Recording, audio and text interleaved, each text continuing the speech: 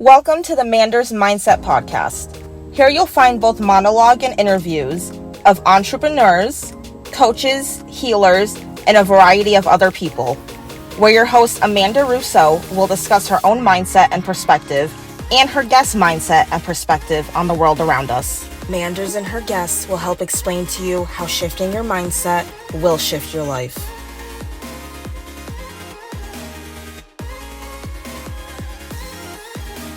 Welcome back to Manders Mindset. I'm your host, Amanda Russo, and I am so excited to be here with Kerie Logan today. And Kerie has helped people all over the globe live better lives and lives they love. She has been a human consciousness guide and empowerment strategist for over 20 years. And we are going to delve into what that is and how she got into that. Thanks for having me here, Amanda. Of course. So who would you say Kerie is at the core? That's a really deep question. I would say, and this will sound so bizarre to so many people, but I am of God. I'm a part of God. And when you achieve the level of, I call 5D human consciousness, you realize that you're one with everything. Everyone listening is of God. Everyone is. Your mic, your headphones, the clothes you wear, everything in this universe is of God.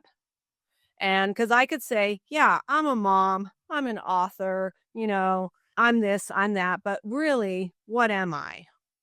I'm a ball of energy. I mean, that's the way I look at it, is I'm a ball of energy that has consciousness. And when this vessel fades and dies, which it will one day, my consciousness and those 21 grams of my spirit, my soul, if you want to call it, will leave this vessel and it will go up. And if I've completed everything I need to learn in my evolution of being a soul, then I will just be pure energy. I won't have another vessel. Or if I want, I can have a choice. I can go wherever I want, inside another one. And what do I want to learn? Because that's really why we're all here on earth, is we enrolled in a full-time school called life. That's why we're here. And life is full of lessons, and we're always going to keep learning lessons until we die. The school of life. Now, have you always known that you were one with God? Or have you known that for a while? No. It was really hard for me even to say that word. It was, because I grew up in a home where I was very confused, and I'm just going to be transparent here. I really didn't like religion at all, period. Because I would see my mom go into a Catholic church and bawl and cry and feel like a sinner. And I didn't like that approach. I saw my father, who was a Christian, read the Bible twice a day, attend all church functions, but then beat his wife and his kids. Complete hypocrite. So it really puzzled me. But the thing that I loved is when I started channeling and I asked, what am I channeling? I was told divine love. And when you think about, our creator is masculine and feminine. So divine love is the feminine and God is the masculine. And that was the way that I feel God, if you want to say, snuck into my heart, because I loved the energy of the feminine, but I still had issues about the word God and the concept of God until 2003, when I had this big spiritual awakening. And I knew that was, it was a different tone of voice, and it was still the same energy and presence, but it was God. And it's strange to say that, but when I've spoken to other people that have had spiritual awakenings or have actually talked with God, have got messages from God and stuff, the difference. I even worked with a Catholic nun once that had PTSD. And at the end of the session, she was like, do you know God talks to you? And I was like, how do you know?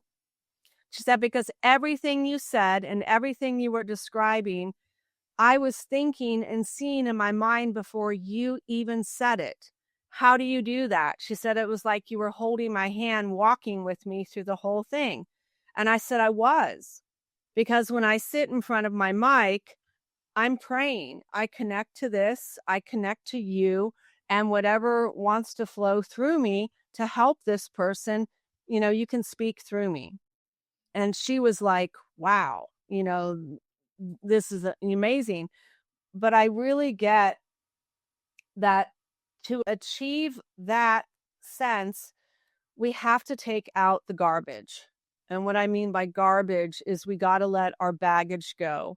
You got to stop being stuck in anger, hatred, bitterness, revenge, vanity, being materialistic, being power hungry, greedy. People are superficial. You take it, you use people. All those low dense, they call 3D levels of human consciousness. Or if you've ever read any of Paul Selig's book, they call it the small self. Really, everything that in Paul's channeling books that he does, and they talk about the small self, they're talking about 3D human consciousness. And they're telling all of us we need to raise our vibration. We need to raise it up. And the only way to achieve this oneness is through consciousness. They all said it. And in some of his books, it even talks about the kingdom of heaven. And the kingdom of heaven is not a place, it's a state of being. It's a state of consciousness where you embody it. You walk the talk. You're a calm, peaceful, gentle, kind, loving person. And that's, I believe, what Jesus was trying to teach everybody is to raise your level of conscious, be decent human beings, be kind to one another, stop the wars, stop the violence, stop starving your people and punishing your people and being cruel to one another, because that's not how we survive as a species. We've been destroying and killing each other for centuries and centuries. We need to stop that stuff because now we're destroying the planet. I get what you're saying. I'd love if we could backtrack before this awakening that you had and you could take Yeah. us down memory lane a little bit. Tell us about your upbringing, childhood, family dynamic, however deep you want to take that. Yeah. So I was the middle child and had two brothers. And then when my parents divorced, my dad married another woman that had two other boys. So I was always in the middle.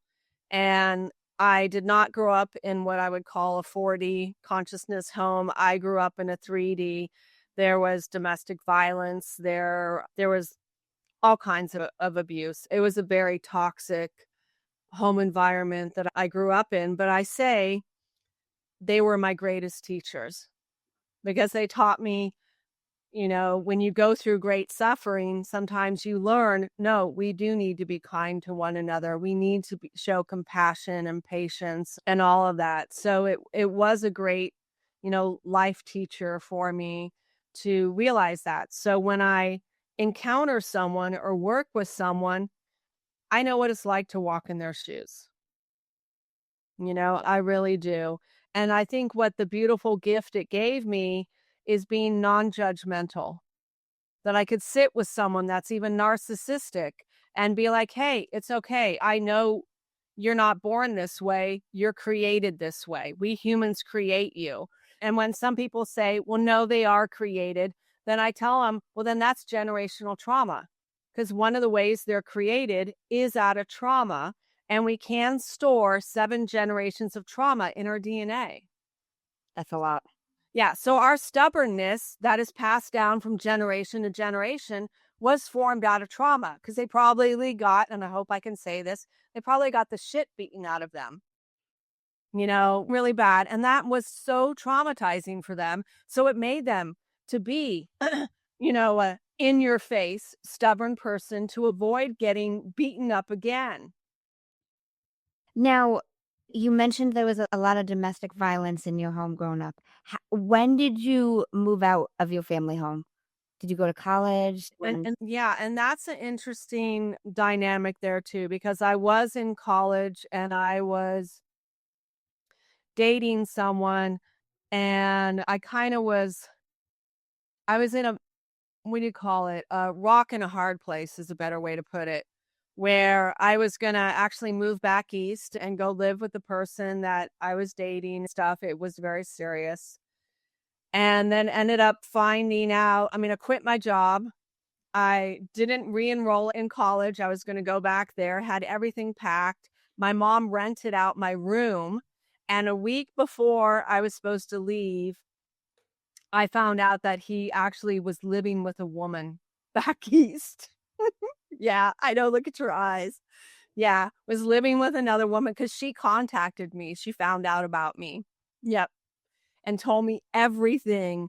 And I told my mom, I'm not going to, I can't move out. I can't. And she's like, but I already rented your room. And I had nowhere to go. And I was trying to scramble to find where to go. And when he found out that I found out, he literally moved out here and said, I'll take care of you. You can live with me. Because there was no way I was going to live with my father. And, that would have been a way worse situation. Wasn't going to do it. So I was living with someone that I didn't want to live with. And all my friends went off to college, like to Santa Barbara and Santa Cruz and all these places. I had nowhere to go to. And so that was a really difficult situation, for me, because I was going to sacrifice everything for this person. And then everything went to hell. Yeah, it was a little nuts.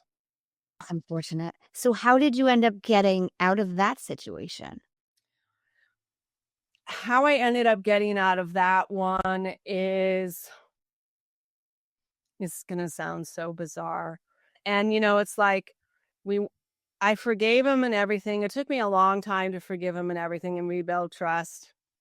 This is going to blow your mind. But I caught him cheating on me again with a woman that was older than his mother. But she was filthy rich.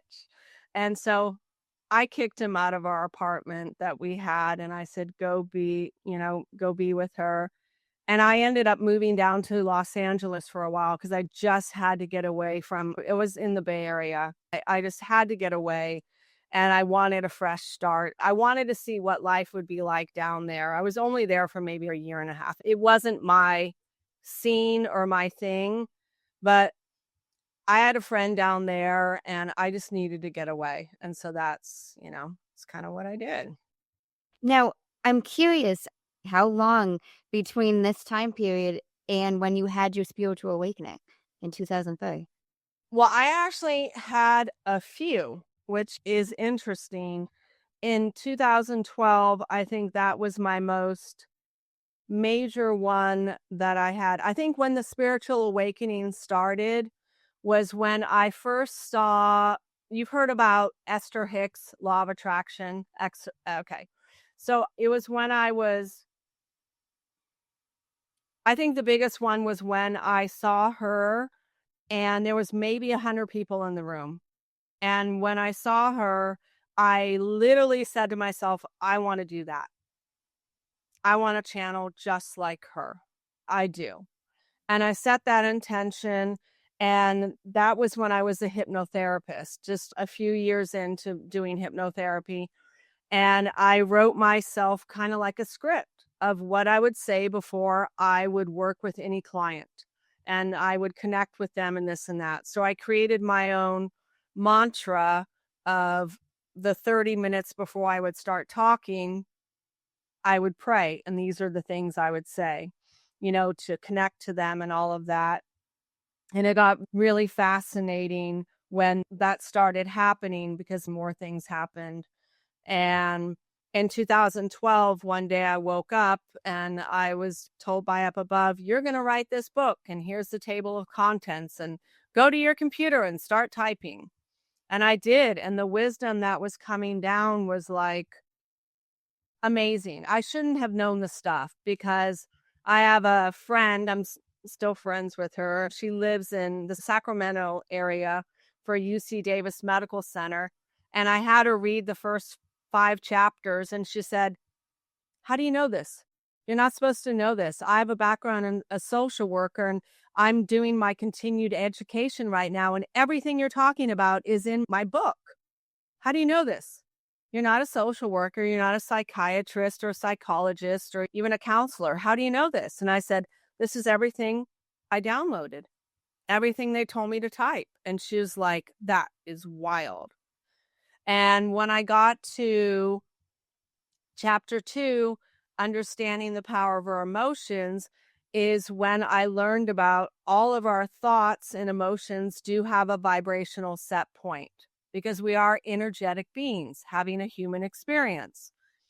And I was guided that science has backed this information. There's literally clinical information, and I was told, go online, find it. And when I did, I found Dr. David Hawkins' work, The Map of Human Consciousness. And I was so elated. I was just like, does this man know what he found? You know, this is like the Holy Grail, I thought. And when I tried to contact him, he died that same exact year. So a lot of people kind of wondered if I was channeling him in that moment, because he never went as far as, I would say, what I'm doing right now. He didn't go to this capacity where he didn't break it down into this is 3D, this is 4D, this is 5D. He didn't break any of that down. And what spoke to me said, we want you to start coaching people and working with people to align to the vibration of love, which vibrates at 500. Have everyone go up and align to that. And that is the very first step of 5D human consciousness. These are free on the website. So this is like something they had, this is channeled. Put this in, say this. So for the 5D, it's love, and it means unconditional love. And Amanda, how many of us have actually experienced unconditional love? Not many of us. You have, though, by a cat or a dog or a pet.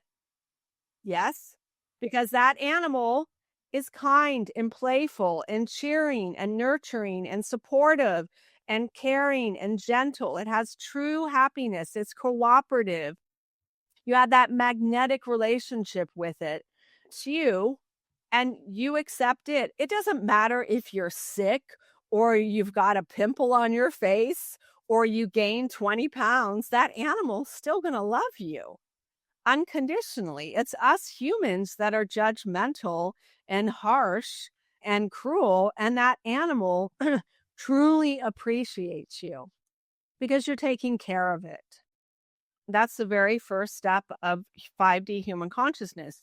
So I started coaching people to find out where their energetic set point is, whether it's fear, anger, anxiety, depression, where they're stuck, and shift their perspective.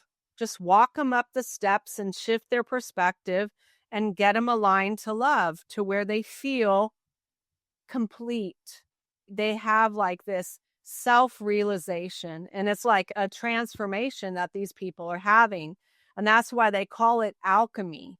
You're going from the lower to the higher, and you feel the difference. You can literally feel the difference. I mean, you know how we see those commercials where people are trying to fake being happy, but inside they're really dark and gloomy. But when you are genuinely happy, everyone sees it. You're magnetic. And when we fall in love, they say you have a glow about you. You're glowing. When you're pregnant, you're so full of joy and happiness. That's a vibration of 540. You're glowing. That baby glow is the joy.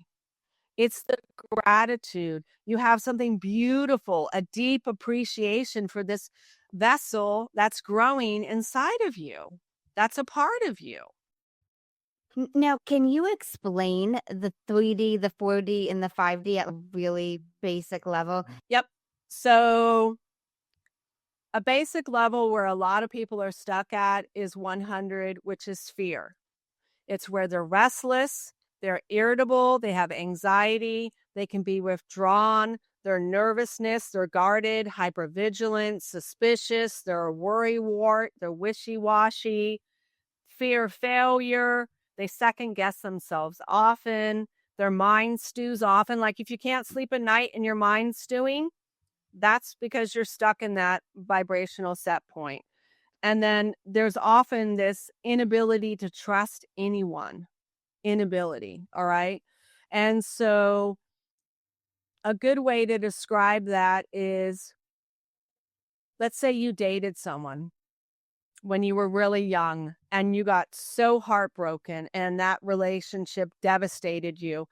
And you keep noticing that you're attracting a narcissistic or toxic person over and over again, you will be stuck in that area where you're fearful and second guessing, is that person really right for me?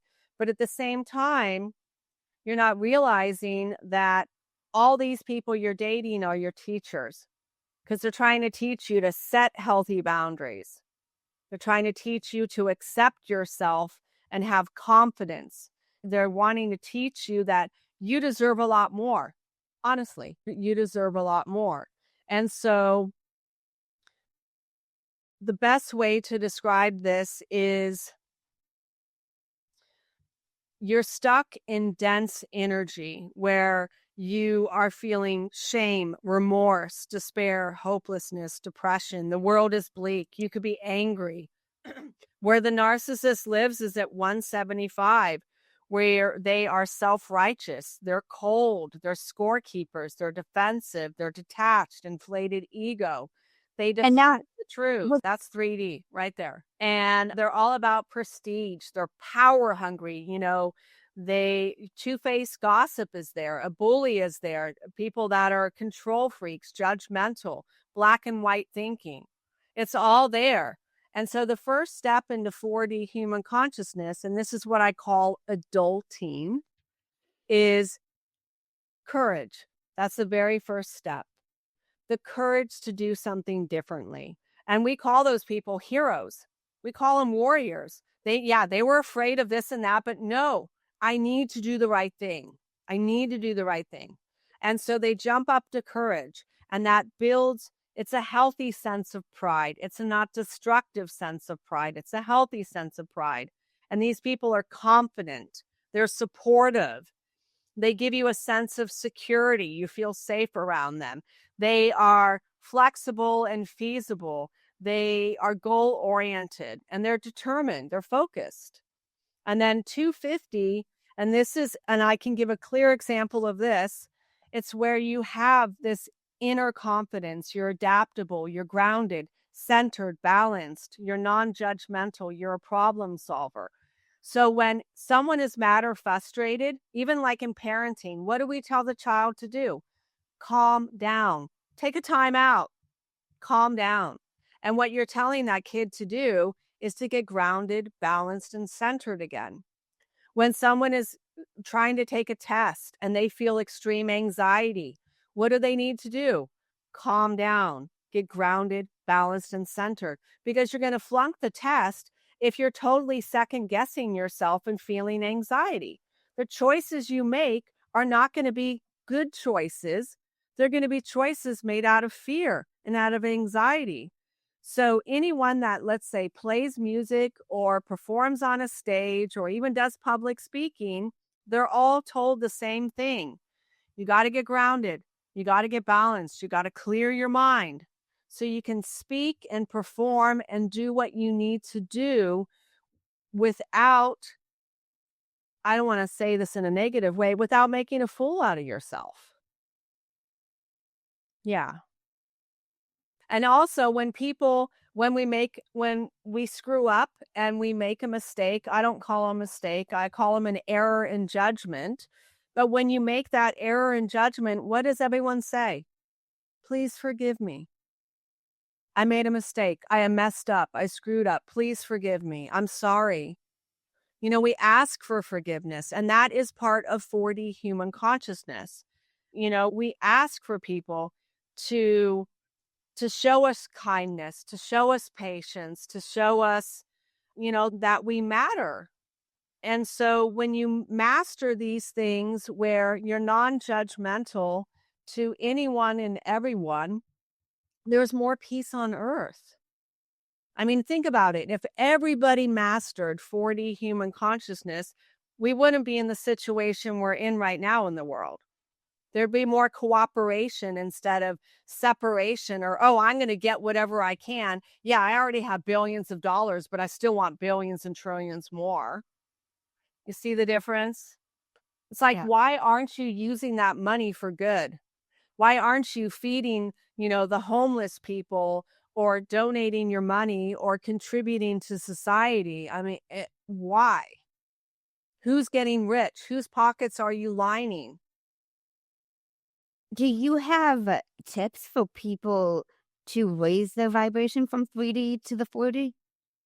Yes. So this is something that's free on the website. So if you go to mastertheupperrooms.com and you click on free stuff, there's a section of free images, free audio, free ebooks, but this is one that looks kind of like this.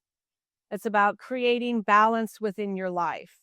So there's wellness and mental health. That means your physical health, your mental health, your personal growth, your spiritual growth. Then there's financial abundance and prosperity, your financial income, your money management. There's savings and investments. Then there's your life purpose category, like career and business, your hobbies. Then there's connections and relationships with people, your friends, your family, your relationship with yourself, your self-care.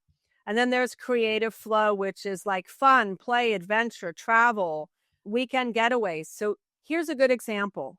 A lot of people that are great at financial abundance and prosperity, money management, some of them are just scraping by, and they don't know how to have fun. They're workaholics. They don't play. They don't do the weekend getaways. They don't go on travel. It literally takes them a week to unwind to actually enjoy a vacation. And so it's letting them see this is where you're lacking. You're really stuck because they're stuck in that mindset of, no, I need more, I need more, I need more. But they're really miserable. And I've interviewed people that were millionaires and decided, I'm not happy. I don't like my job. I don't like my life. I don't like where I'm going. And they left. They left the corporate world and they started doing something that they really loved and enjoyed. It's like, what's going to feed your soul?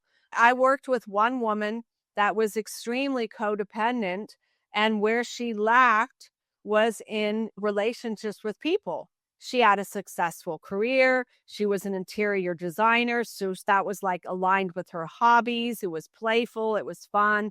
She loved it, but she liked finding lost puppies. She felt validated by these men she was trying to fix. And I had to tell her, you can't fix these guys. They're taking advantage of you. They're really taking advantage of you. You got to raise your self-worth, your self-esteem.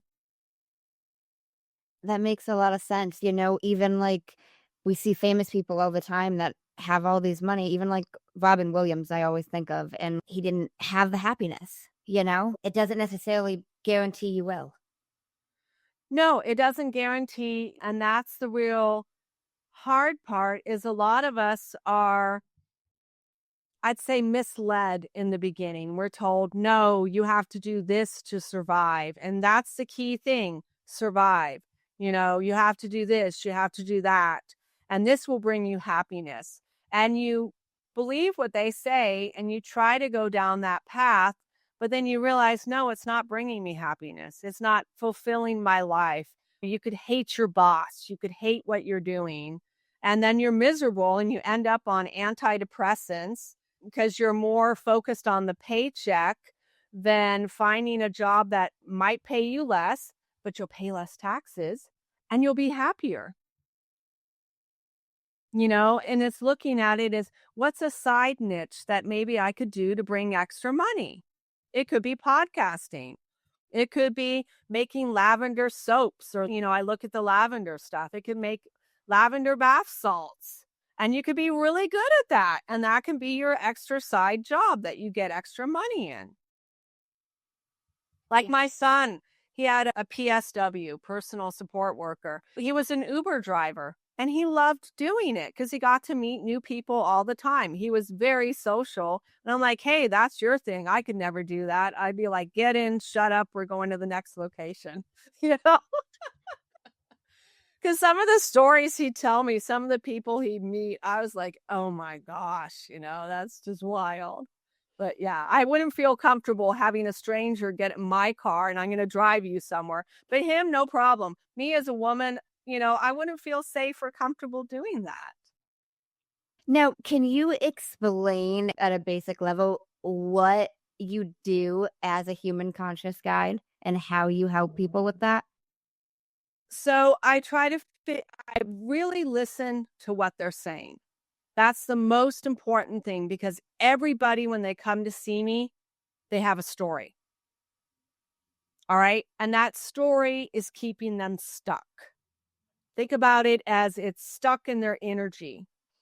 And so what I do is I figure out where they're stuck and then how to shift them, how to bring them up to shift their perspective.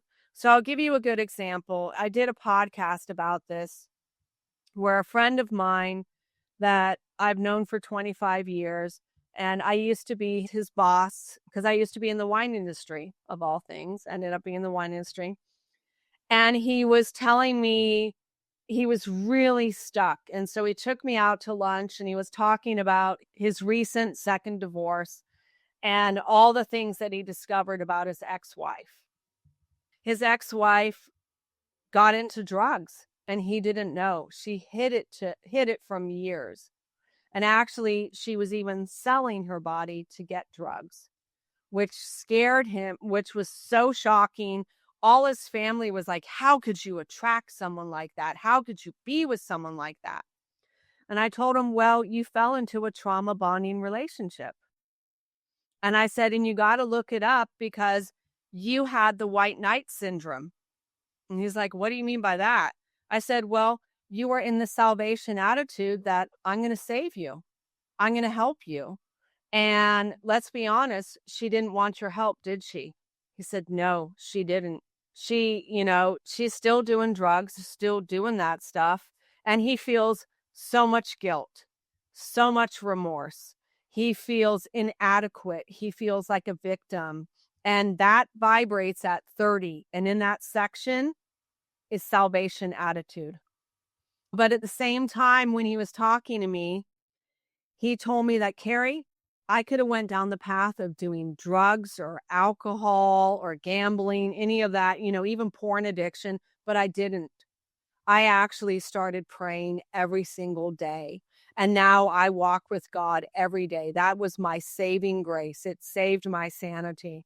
And I am so blessed I found God. And I said, well, do you realize she gave you a gift? And it's a priceless gift. Do you realize the gift she gave you? Because she's your teacher. Do you realize what that is? Because he still loved her. He loved her unconditionally. He wanted to save her, but he knew she didn't want to be saved. And I said, the gift she gave you was she brought you closer to God. Because before, God was like you ordering takeout. Every once in a while, oh, I'll call upon God. But no, she gave you that gift. And he was like, you're right. So I springboarded him all the way up to reasoning, emotional intelligence, that's 400, to have wisdom and to realize that, yes, I have affection for her still. I have gratitude towards God, but yes, she did give me a gift. And then I backslid him, which is 350 is acceptance. And can you forgive her for this? Because she's teaching you a super hard lesson. And what the lesson she's really teaching you is you deserve more. You need to love yourself. The next person you go out and meet, you need to start asking the right questions. And how I said, I bet you when you first met her, you were arguing about your exes. Oh, my ex did this. My ex did that. And you probably thought, oh, well, we'll be better together. We know how it was. We'll be better together, as a couple. And I said, but neither of you healed, right? He said, yes, neither of us healed. So both of you were damaged goods. And you thought, okay, well, both of us damaged goods will heal one another.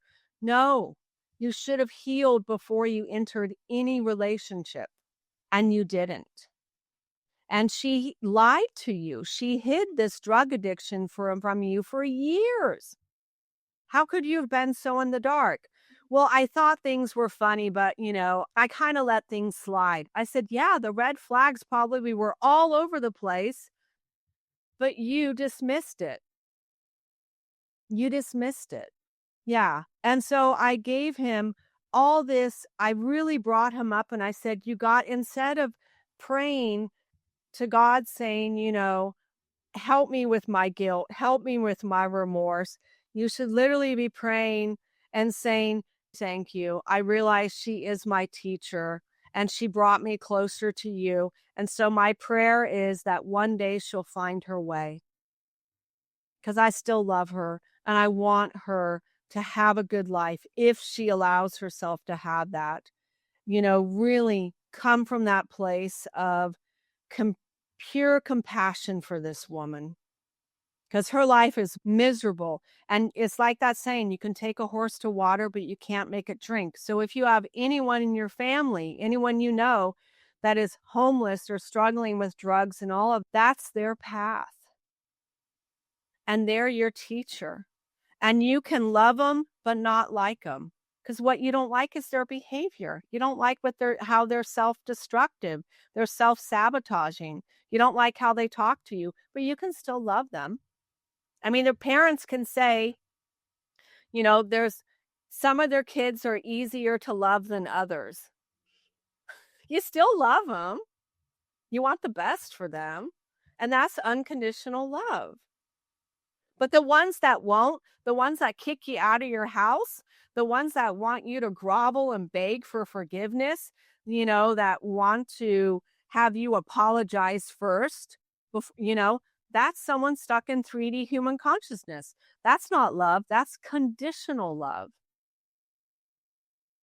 Would you say all teachers, regardless of everybody is a teacher and a student.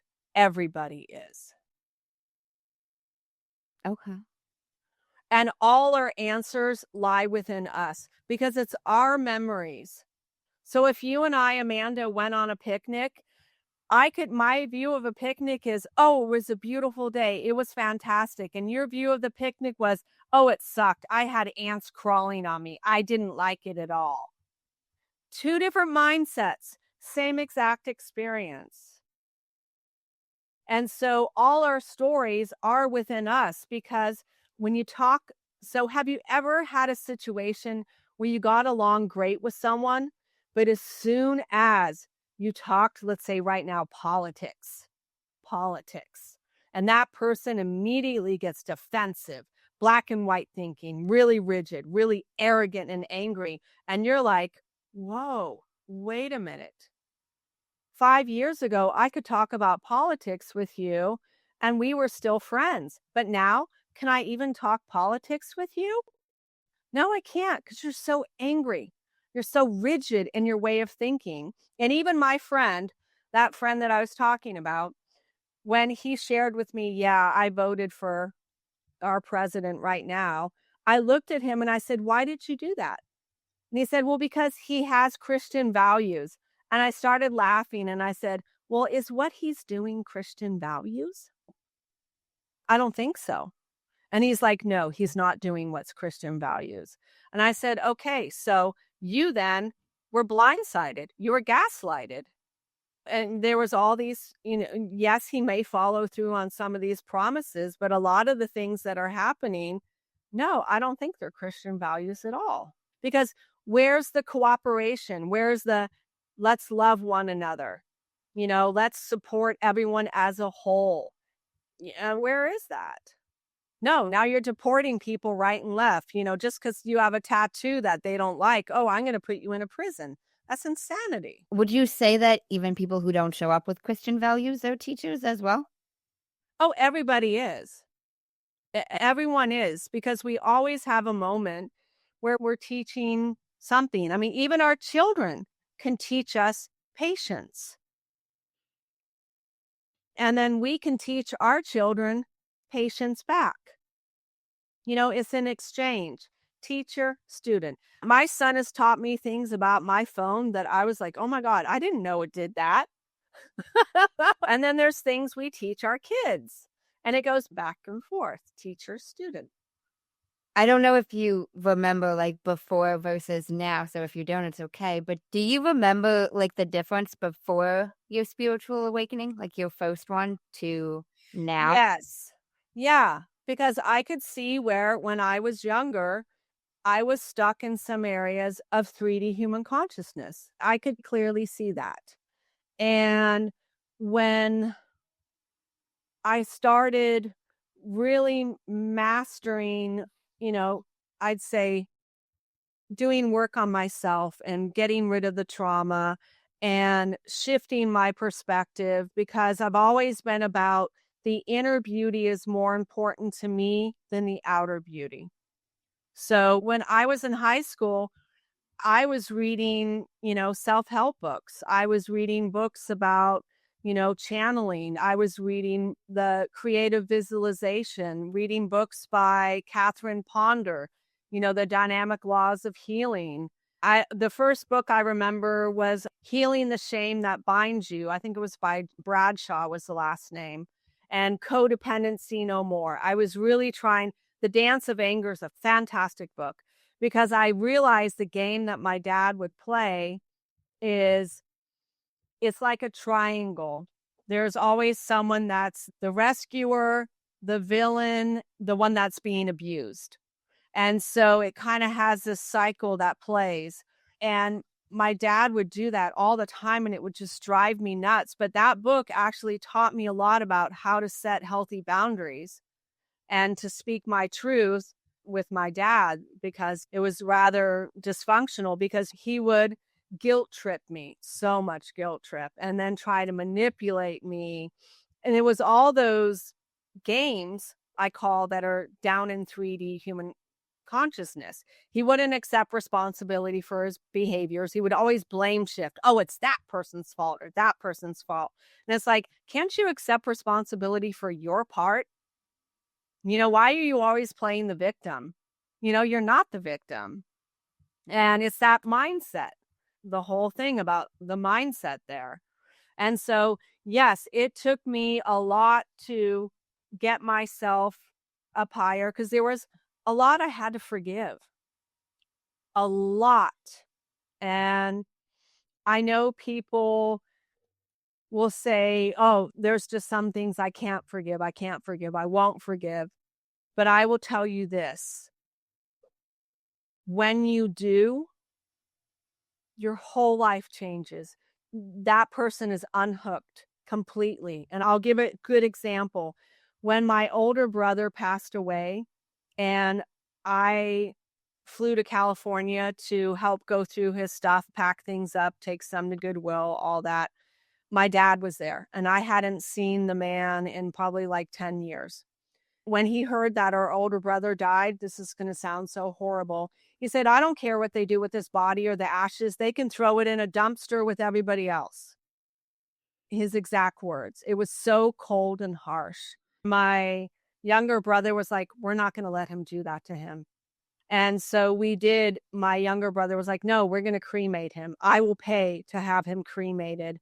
And we're going to do this, try to talk some sense into my dad. And so when I saw him there, I was like, hey, how you doing? It's nice to see you again. Okay, what are we going to do today? And I was very happy and level-headed. And I say, I'm really sorry Rob passed, but, let's get this done in the time frame that we have, because I fly out, this and that. And when I walked away, my dad looked over at my brother and said, what's wrong with her? Is she on drugs? She's happy. She should be mad at me, wanting to fight with me and argue with me. And when he told me that, I was like, I am so free of this man. That was my validation and confirmation that I was unhooked. Because if I wasn't, I would have immediately been like, how dare you? And this and that, and want to fight. And I realized he's not worth it. He is totally not worth my time and energy, or even, I love the man, but I don't like him. And it's really hard. A lot of people, if they went through what I did, would say, no, how can you possibly still love that man?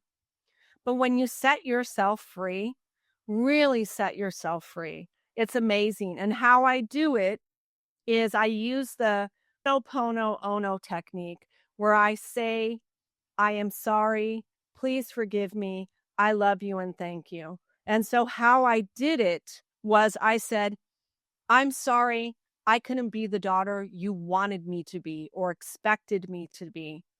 I'm much bigger than that. And I am sorry that you feel threatened by an empowered woman who speaks her mind and sets healthy boundaries and doesn't take your crap. I'm sorry that I made you mad. I'm sorry that I disappointed you. And I ask you to please forgive me. And I love you because you're my father. Yes, you created me, and I'm loving me at the same time. And I thank you for this opportunity to allow me to have this closure with you because it's going to set me free and you're no longer going to be able to sink your hooks into me. So thank you for giving me this opportunity. And I forgive you and all the hurtful, hateful memories that have been stored within me. And I bless them all. I forgive myself for the misconceptions I have. And I forgive all the energy around that. And I'm going to let it go. And so I always like at the end to put it in a nice pink bag with a ribbon on it. And I say, God or divine love, take this. You know exactly what to do with this. Take it, purify it, restore it, just clear all the energy. It's yours. Here you go. And I just let it go. And when you've done it right is when you see that person again, just like I did, and you're not triggered. It doesn't faze you. You're not thinking of all the nasty things they did to you or said to you or how they treated you. You're so neutral. It's like you're flatline. It's so cool, Amanda. I got to tell you, that was the greatest gift I ever gave myself. And it has a ripple effect, as you know. Now, did you say this to your father? Oh, just. Nope. I said it in my mind because you think about it, we're energetic beings. It's all energy. It's all energy. And if I am focused and I have a pure intention and it is not an intention to hurt or harm them, he will feel it. They've done actual scientific studies where I send thoughts to you and you can feel it. Yeah, it's pretty fascinating. So you don't have to see the person could be dead. You don't have to see the person or be around the person. You could be in your home, sitting in your chair, just like we are now, and do it. Just do it and see what happens. But you have to be humble and genuine and sincere about it. You can't fake this stuff. Because there's an energy about it. Yes, there is. Yes, there is. Well, even if like you and I got in an argument and I said, well, I love you, Amanda. Do you feel it? No, you're going to be like, you don't love me in this moment. You're mad at me.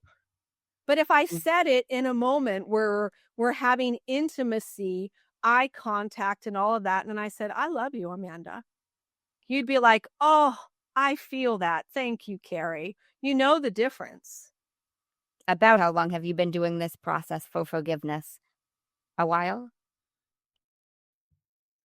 Yes, I've been doing it. I do it whenever it shows up. So if I get triggered by anything, I go within because that's where all the answers lie. And I go within and I'll ask myself, hey, why did I get triggered by this? Who does this remind me of? Whose voice maybe is this? Like, so if you hear a voice of, oh, you're a loser, you suck, go within and ask yourself, whose voice is that? Is that my voice or is that the voice of my mom, my dad? Oh, my old teacher, a friend of mine, an old roommate. Whose voice is that? And then you go, oh, okay. So is there a memory attached to that? And then your mind, it will literally bubble it to the surface. Oh, that argument we got in where, this. So then you just forgive yourself for that misperception. You forgive yourself, and the person. And now here's the key thing I want to point out. And someone saw this was fascinating.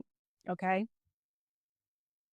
Every day there are seeds blowing in the wind. And when you encounter someone and they say something that hurts your feelings, we are the ones that have a choice to grab that seed and water it, or to let the seed blow on by. So a good example is my son. There's a family member that he is struggling with, and that person triggers him all the time because they're rather arrogant. And he's like, I can't stand being around them. They just drive me nuts. And I said, but here's the problem. When they say something that triggers you, you're grabbing a hold of that seed and you water it with your thoughts because you're going, they drive me nuts. They piss me off. I can't stand that person. How dare they say that to me? And I say, what you need to do is, instead of grabbing that seed and watering it with your thoughts and letting it grow roots and fester inside your head, you need to let it blow on by, because it's their stuff, not yours. It's their issues. It's their anger. It's their disappointment. They're wanting to piss you off because that's their end goal. They achieve the goal. So you got to look at it is, okay, I know what this person does. I know how they are. I can't change them. When I'm around them, I need to stay grounded, balanced, and centered. And when they say something that's mean and cruel, I have a choice.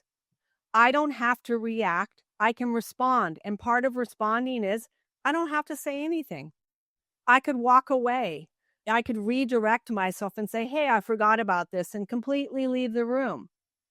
I could step outside for a breath of fresh air. I don't have to engage with this person. I like that analogy with the seed and it like growing or just letting it blow. Yeah, because then it becomes a story. You attach it to that story. Oh, the last time I saw them, they did this. That's their story, with all those emotions of anger that they were feeding and watering and nurturing unintentionally and unconsciously. So that's why I want people not to beat themselves up. Don't be cruel to yourself. Realize it's an error in judgment. And you need to let it go. You need to pull those weeds out of your mind to let that garbage go. Plant seeds of change, and that's the hard part is when I started to change.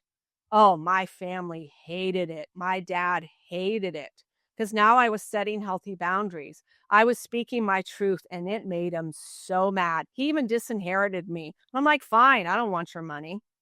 And it was me honoring me and loving me because he was going to suck the life out of me eventually. I'm curious. You mentioned that you don't think of things as mistakes and you refer to them as errors in judgment. When did you have this shift? I'm sure you at some point thought of things as mistakes, maybe even in your upbringing. But When I was younger, I would, like most people, beat myself up and feel like a failure. I feel stupid sometimes, like, why did I do that? When I look back at myself, I realize that a lot of times it was the choices that I made stuck in 3D human consciousness, because it was a sporadic, quick choice and I wasn't grounded and centered. I was coming from a place of fear. I wasn't coming from a place where I could really solve the problem and slow down.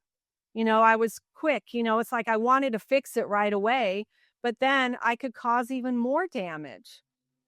And so I really had to learn to give myself grace and to realize that I need to not be so harsh on myself, because we say things to ourselves, Amanda, that we would never say to someone we love. We'd never say those things to our child. We never say it to our best friend. But how many times do we tell ourselves, oh, you're stupid, you're ugly, you're incompetent. Oh, that person's not going to like you. Oh, you're not good enough for that person. All these harsh comments we say, and we got to stop. We literally got to stop. I remember working with a school teacher, and she said that their policy is if you say one negative thing to a child, you have to back it by saying 10 positive things because those kids internalize the negative. They don't have the coping skills as us as adults, so they internalize it.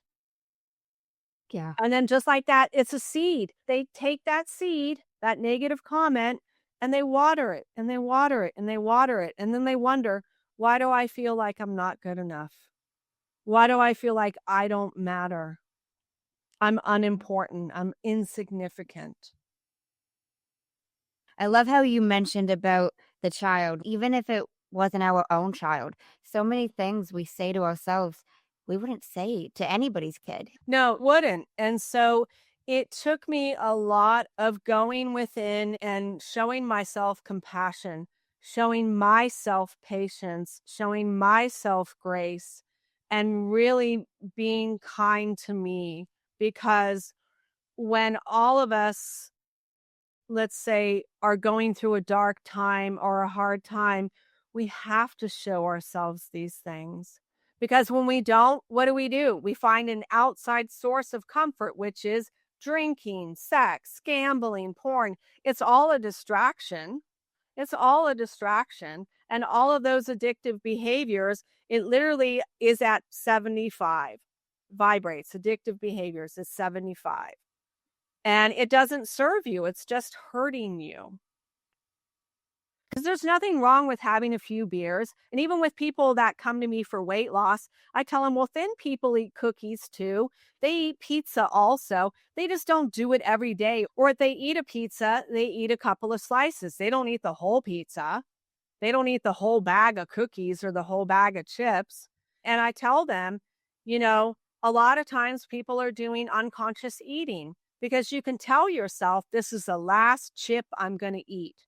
And then before you know it, your hand's in the bag and you're stuffing some more in your mouth. And then what do? You rationalize it. You try to justify it. Oh, well, maybe I was really hungry. Or, oh, okay, this is the last one. There's games we sometimes play with ourselves. That's why people are always talking about, we need to be more mindful. We need to be more self-aware instead of walking around blindly, through life. How do people become more self-aware?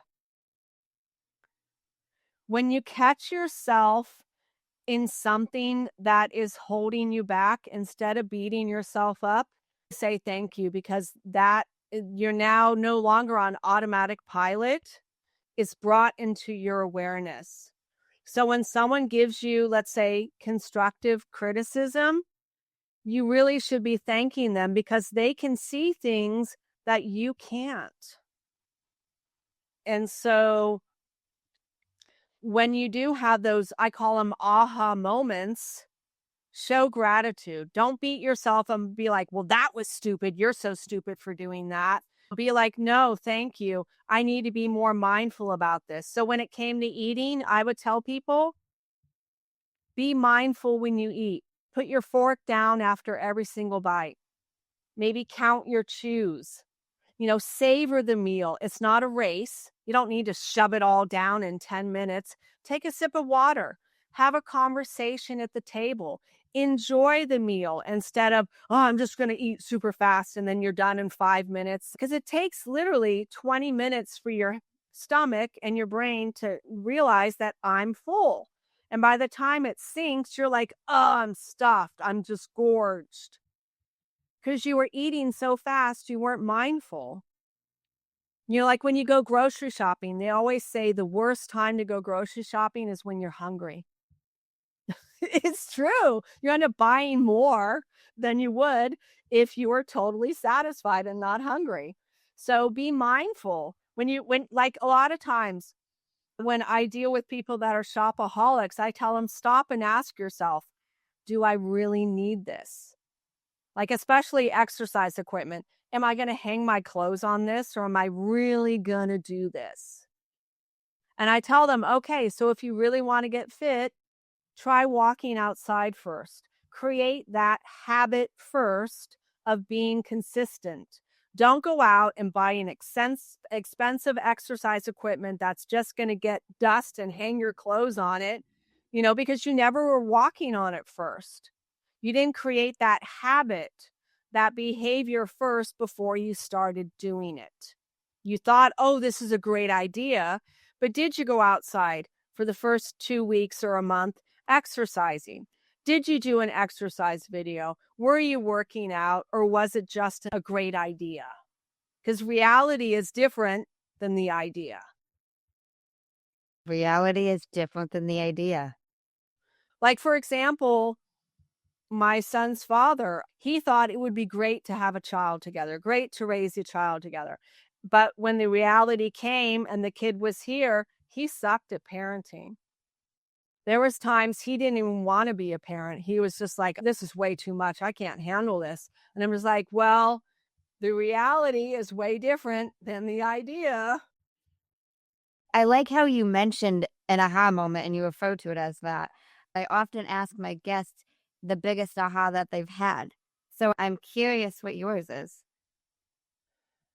The biggest aha that I had was that I was talking to God for years and how it slipped its way around me by going off of divine love, divine love. That was the biggest aha. And I thought it was beautiful.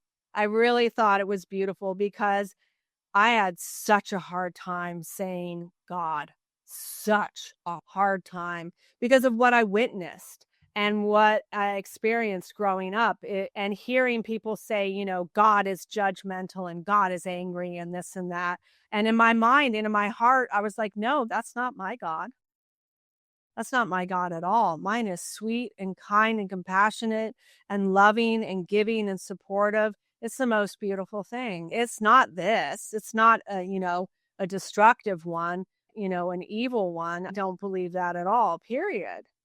And so, it's like, oh, you're going to burn in hell for your sins. It's like, really? Really? And that's why I ended up realizing that all of us here on earth, it can be heaven on earth or it can be hell. The choice is ours, because all of these thoughts and emotions and our feelings that are vibrating around us are there for us right now. 24/7. 24/7 around so many areas of our life, our wellness, our money, our friends, all of this, the different areas of our life.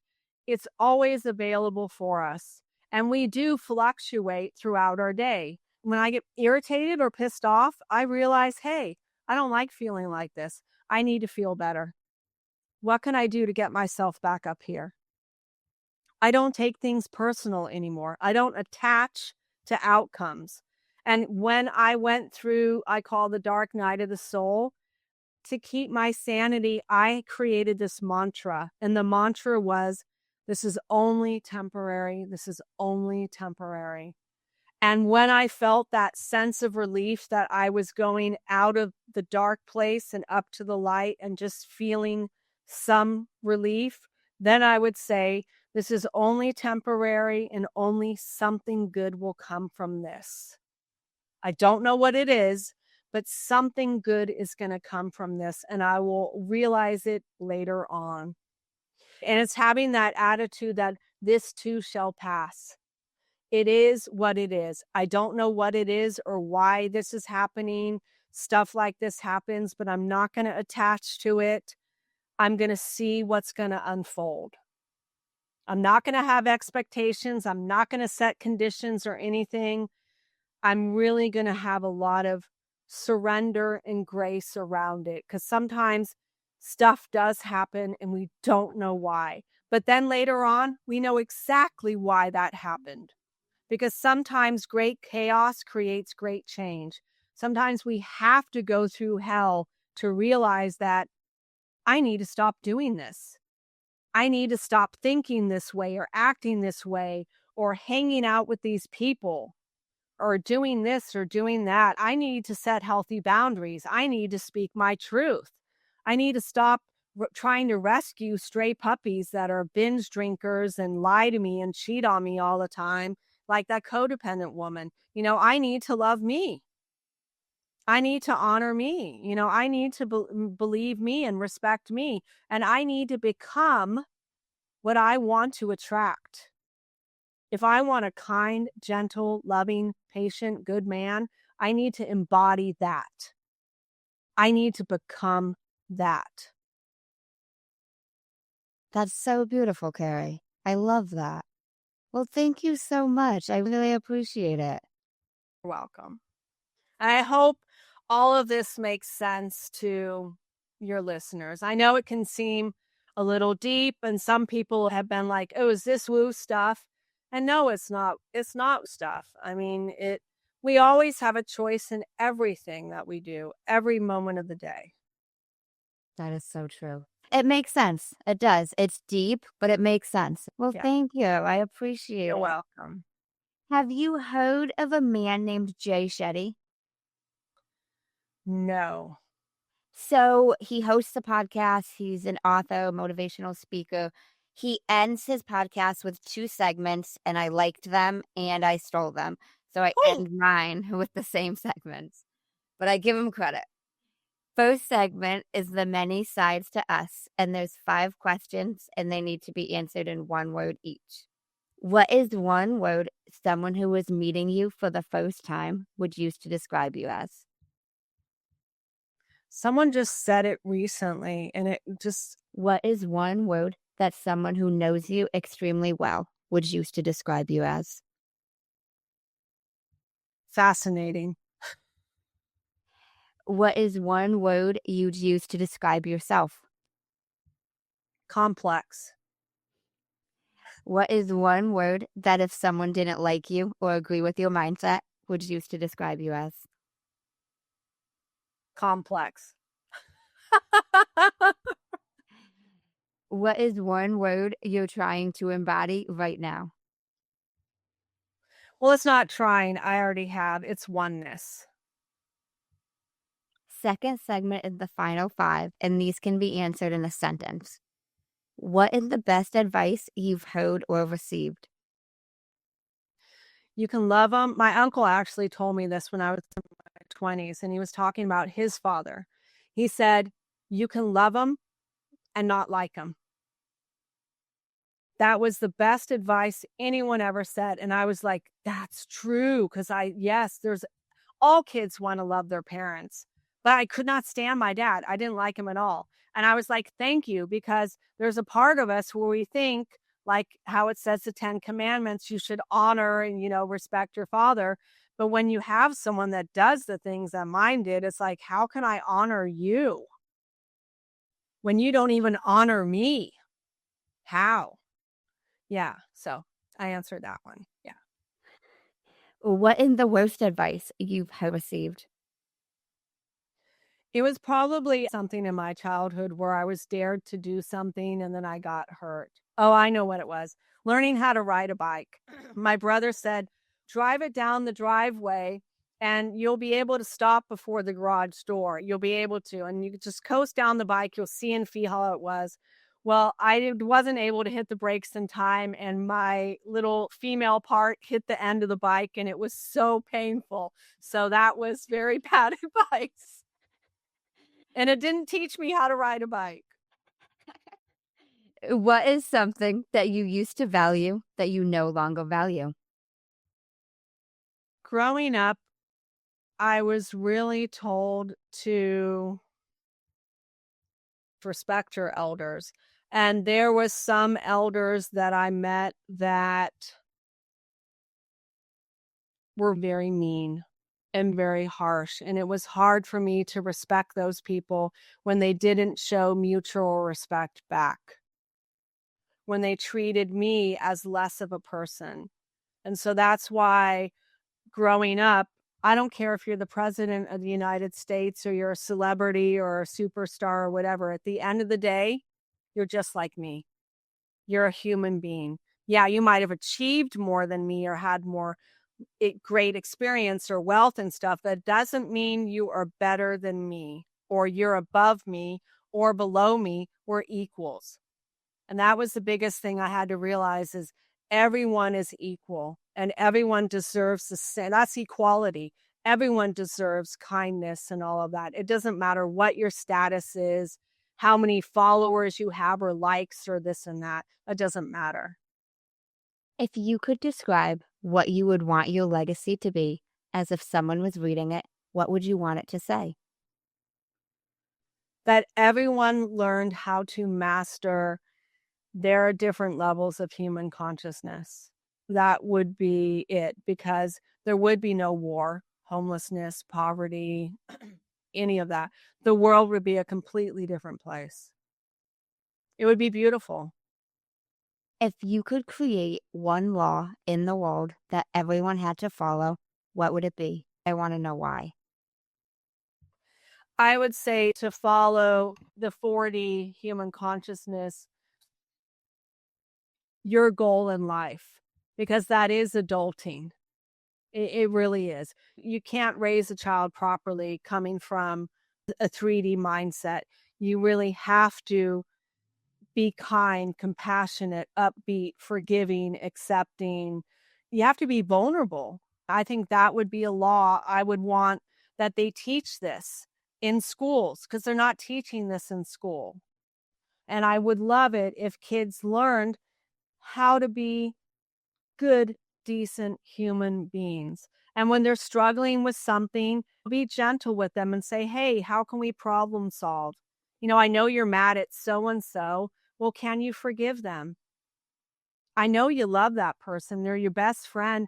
They made an error in judgment. Can you forgive them? Or are you going to be miserable and hate them for the rest of your life? And even if you don't want to be around them anymore, can you speak your truth and say, hey, I need to end this relationship because it's unhealthy and destructive. I still care about you. I want the best for you in life, but I can't be friends with you right now. Do you have the courage to do that?